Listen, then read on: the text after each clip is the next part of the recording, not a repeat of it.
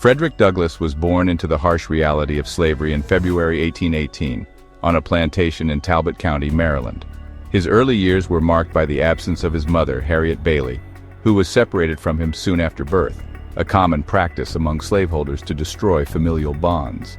His father was rumored to be a white man, possibly his master, but Douglass never knew him. At 6, he was sent to live with Hugh Auld's family in Baltimore, a move that proved pivotal. In Baltimore, Douglass was introduced to literacy when Sophia Auld, Hugh's wife, began teaching him the alphabet. Her husband soon forbade her from continuing, asserting that literacy would make slaves unmanageable. Despite this, Douglass's thirst for knowledge grew stronger. He understood that literacy was a pathway to freedom, both intellectually and physically. The forbidden nature of reading spurred him to learn in secret, often trading bread for reading lessons from local white boys. These clandestine studies laid the groundwork for his future role as a powerful orator and writer. These early experiences of separation, suffering, and secret education were fundamental in shaping Douglass. They instilled in him a deep understanding of the injustices of slavery and a burning desire for freedom. Frederick Douglass's journey to freedom was fraught with danger and required immense courage. At 20, he escaped from slavery in 1838, disguised as a sailor with borrowed papers from a free black seaman. His escape marked the beginning of his life as a free man. Once in the North, Douglass settled in New Bedford, Massachusetts, with his wife Anna Murray, a free black woman who had aided in his escape. Here, he continued his self-education fervently, devouring books and honing his oratory skills. In New Bedford, he adopted the surname Douglass, inspired by a character in Walter Scott's poem, The Lady of the Lake. Douglass read newspapers avidly, attended abolitionist meetings, and began to speak publicly against slavery. His eloquence and powerful storytelling quickly caught the attention of notable abolitionists like William Lloyd Garrison. Garrison encouraged Douglass to join the abolitionist movement officially and become a lecturer for the Massachusetts Anti-Slavery Society. Douglass's speeches were compelling, drawing from his own harrowing experiences as a slave. His ability to articulate the evils of slavery from first-hand experience made him an invaluable asset to the movement. Through his lectures and writings, Douglass advocated for the end of slavery and the universal right to education and equality. Frederick Douglass's ascent as a leader in the abolitionist movement was swift and impactful. His narrative of the life of Frederick Douglass, an American slave, published in 1845, was a turning point. The book detailed his life as a slave and his path to freedom, offering an unflinching look at the horrors of slavery. It established him as a formidable voice in the fight against slavery and helped humanize the plight of enslaved individuals to a broader audience. Douglass was a prominent speaker at numerous abolitionist gatherings across the United States and even in Europe. His travels abroad, particularly to Ireland and Britain, were instrumental in garnering international support for the abolitionist cause. These tours also provided Douglass financial backing, crucial in his efforts to publish his own abolitionist newspaper, the North Star, in 1847. The North Star became an influential platform for Douglass, advocating for the abolition of slavery, civil rights, and social justice for all. His newspaper addressed issues of racism, inequality, and the rights of women, positioning Douglass as a progressive thinker of his time. Douglass's leadership in the abolitionist movement was characterized by his commitment to justice and equality. His powerful narratives and ability to connect with diverse audiences made him a key player in the fight against slavery. Frederick Douglass's influence reached the highest political levels, working closely with President Abraham Lincoln.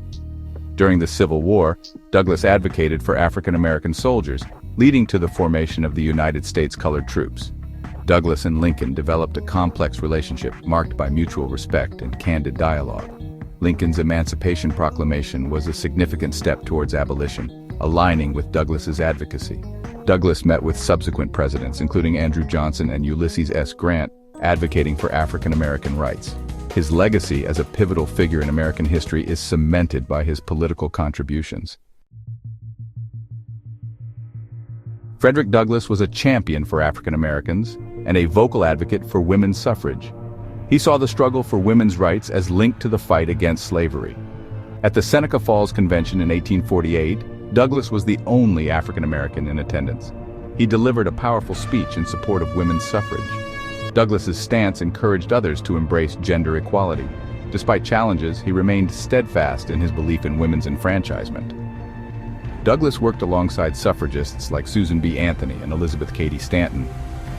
His support for the 19th Amendment solidified his legacy as a pioneering advocate for equality. Frederick Douglass's influence extended beyond the United States, making him a global figure in the fight for freedom and justice. His travels to Europe in the mid-19th century were transformative, not only for Douglass himself, but also for the perception of the abolitionist movement abroad.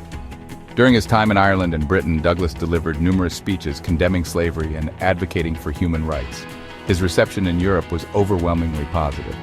In Ireland, during the Great Famine, Douglass empathized with the suffering he witnessed, drawing parallels between the struggles of the Irish people and the plight of enslaved African Americans.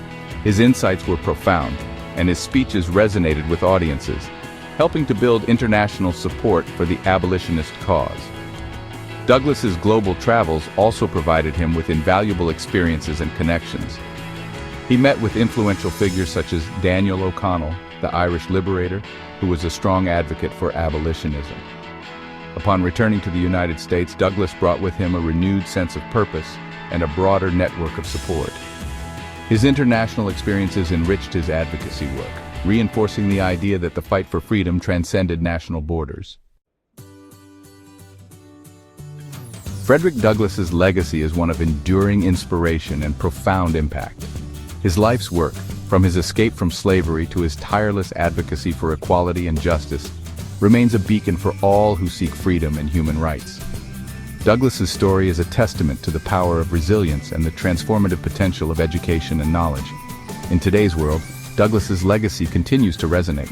His writings and speeches are studied for their eloquence and insight, serving as powerful reminders of the ongoing struggle for equality.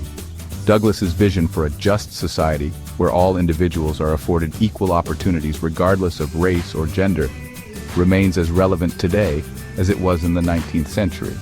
His influence extends to contemporary movements for social justice, serving as a guiding light for activists fighting against racial and gender discrimination.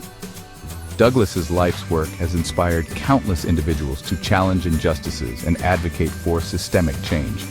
His legacy challenges us to continue the fight for a more equitable world, honoring his vision of freedom and equality for future generations. Like and subscribe to People of Color to stay inspired and informed about the ongoing fight for equality and justice.